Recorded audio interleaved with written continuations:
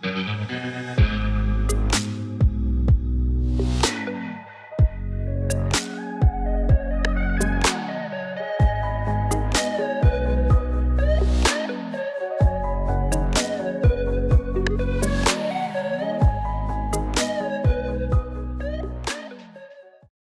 you guys, welcome to my YouTube channel. My name is Allie Wilkins. I am a teacher, I'm an oracle, I'm a seer, I'm an author. I do lots of different things, all in relation to raising our soul blueprints and working with the ancient feminine frequencies. So today's video, I want to talk about how, as the feminine, we have a responsibility in stewarding the rise of the masculine. And a lot of us for many years have been like, when is the masculine going to wake the fuck up? You know, like, we've been waiting forever. Hurry up, you're taking too long. And I think that because the feminine typically does awaken first, it's really important that we look at our part in how we can steward ancient masculinity rising again. And I'm going to kind of like go in a few different directions with this, a few different angles. So I'm going to start with this. Yesterday, I was watching the show Masters of the Air with Austin Butler, and it's about World War II and fighter pilots and the pilots who like dropped bombs and stuff, like the people who flew those planes. And I had this feeling that I've had many, many times when I watch shows about historical times. This happened a lot more strongly with The Last Kingdom, which it was, I think, around like 900 or something like that. I forget. It also, I had this feeling with Jamie and Outlander. I know a lot of you do. I've talked with a lot of my friends about this. And it's this remembrance of the masculine when he was in devotion to the feminine as like the main priority in life, as the main principle. And I've had this feeling also with King Arthur, remembrance of King Arthur. Like, when I really started having him come into my frequency, probably 3 years ago, I was really sad because there was this remembrance of the absolute dropping of the feminine that has happened over the last 1,000 years, but also the remembrance of like what that masculine was like in relationship. And, you know, I teach about the ancient feminine, so I have a lot of videos about the ancient feminine frequency, and I have a lot of courses where I'm teaching this specifically, but the ancient masculine is something that is not talked about ever. You know, we talk about the divine masculine. We don't talk about the ancient masculine. And I think, first of all, it's important for us to realize that our remembrance of the ancient masculine, our remembrance of this time period where the men were in extreme devotion to the feminine, where they were in devotion to their purpose, to their mission, like more than anything, like nothing could deter them from this purpose or mission. Our remembrance of that, our remembrance of how they showed up with this like valor and strength and courage and bravery. The awakening of our remembrance around that is signaling that that's coming back. And, you know, as the feminine, we're really good at yearning, right? Like, I'm in a state of yearning quite a bit. And we can yearn for the ancient masculine. I think that that's a part of it. But also we have to realize, what is my part in stewarding the return of that? And I think that this is actually a huge responsibility, and it feels timely that like right now, these are the things that need to be enacted, that women need to start changing so that we can raise the masculine. Because the thing is, people will do what they can get away with, right? I've had experiences of this in relationship where, like, you know, one partner let me get away with certain actions or behaviors and another didn't. And I did it with the person who allowed it, and I never did it with the person who didn't allow it, you know? Whatever we're allowing will perpetuate and will continue. And I've learned this lesson over the last several years, very hard. And I'm witnessing this with other women. And I've talked about this before, that I've had this vision where all women go celibate. Not like every single woman on the planet, but a large portion of women go celibate, which forces the masculine then to really have to try a lot harder and to do a lot better for him to even be able to get in her presence or hemisphere. Because right now it's really easy for men to sleep with women. It's really easy for men to get what they want from a woman, right? And a lot of that too is because women are in a state of being so fucking tired and so worn out and weary. And so sometimes it's like the first taste of attention or love, or like, you know, someone knowing the right thing to say to you at the right time. It's like we become easy essentially, and I'm not saying this in a like shaming way, I'm saying it because I think it's the truth. We don't hold our royalness, we don't hold our regality, we don't hold our majesty. We let it go way too easily. And you know, that could be sleeping with someone, or it could just be giving somebody your time and attention. So I think as women, we can do a lot better in terms of our standards with men. We can do a lot better within our standards of relationship. What do we tolerate? What are our boundaries? But also, like, what does someone have to do to even get your attention? What does someone have to do to earn your respect? What does someone have to do to, like, get to go on a date with you? You know, like, even in the 1950s or something, like, people would have chaperones on their dates. You would have them back at 8 p.m. You know, there was no sleeping over on the first date. There was no, like, sure, you can just come over to my house whenever.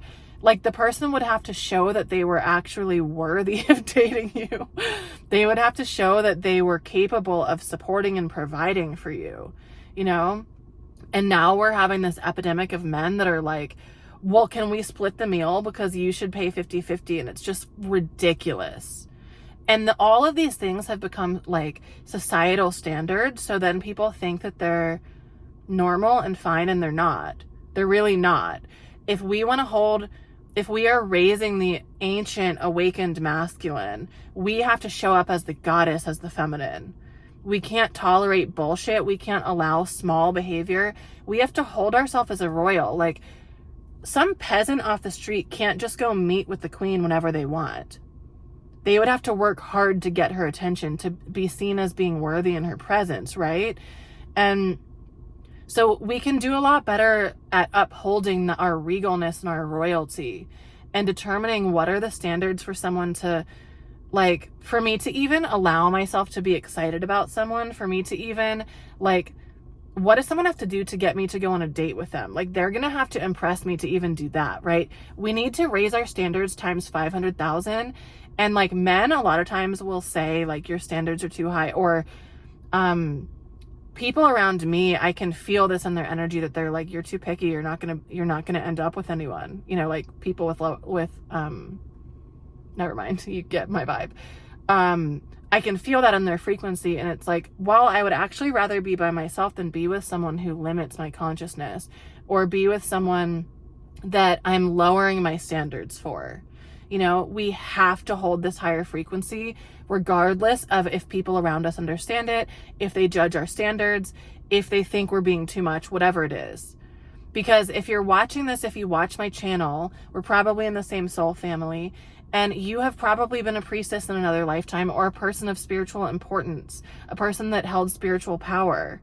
So, and this isn't coming from like an ego-y place, it's coming from like a factual place that if you are a queen, if you are in a royal family, not like the ones now, but like the really pure lines of, you know, the dragon lines, or the ancient queendom lines, or the pharaonic lines before the consciousness fell, we have to hold that royalty. We can't just let it go because other people don't get it, you know? So when we're thinking about how is it like, okay, so when you're thinking like, I'm pining or yearning for this ancient feminine that I remember, or this ancient masculine that I remember, but don't see around me and it makes me sad.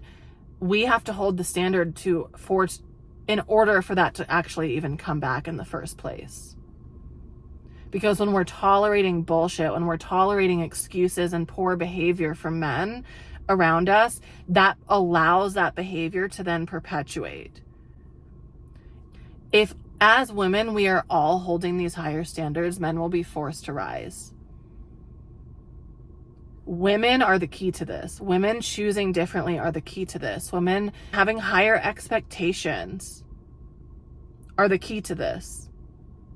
That's how we like truly have to band together and have higher expectations, higher standards, demand to be treated with more respect, not allow people even in our energy, for sure sexually, but to even really have access to us, or for us to be like in the position, like, what are we?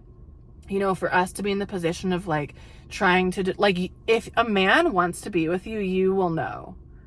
No longer can we be in the position of like talking forever and dating and situationships and all these bullshit things. Like, we have to hold ourselves to a higher standard. So it starts with each of us individually, but when all of us are doing it together, like, that is when the masculine awakens. I truly believe that. And when we're yearning for this ancient masculine, like I said, you know, I've remember this from like watching The Last Kingdom and how the warriors show up defending their ancestral land.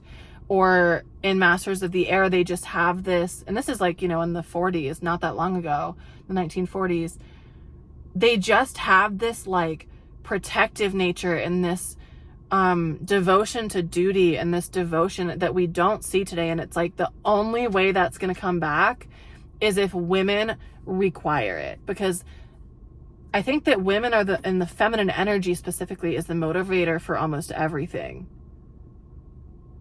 Men will do almost anything for the feminine energy. So they will rise. They will rise. And I think that that nudge is needed and that requirement is needed. Just like sometimes we need someone to give us tough love in order for us to become better, right? Just like sometimes we need someone to leave us in order for us to really learn a lesson. It's the same thing. This isn't a man-shaming thing. It's literally just like an energetic understanding of what's required for a certain energy to rise. That's it. So I wanted to just talk about this a bit today, because I know for like years I've had this deep sadness, and because I can remember when all of the men were safe. I can remember when men showed up in devotion to the feminine, and then just, you know, noticing the difference of how things are now and how I felt in this like cellular memory. It can be really sad. But again, the last time I'll say this, we as women are the ones responsible for really creating it. It's the men's opportunity to show up to it, but we have to hold the standard, because they will rise to the standard. So anyway, that's today's short message. I have another video about awakening the dark masculine, which is directly connected to this. You can watch that up here. It's a pretty short video. So anywho, I hope you guys enjoyed it. If you did, leave a comment. Let me know what you thought. Let me know if you want to add anything to the conversation. And yeah, that's it for today. All right. I hope you guys have a beautiful rest of your day, week, life, eternity. Okay. Talk to you later. Bye. Oh, subscribe to the channel if you like it, and like the video if you liked it. Okay. That helps the algorithm and stuff. All right. Bye.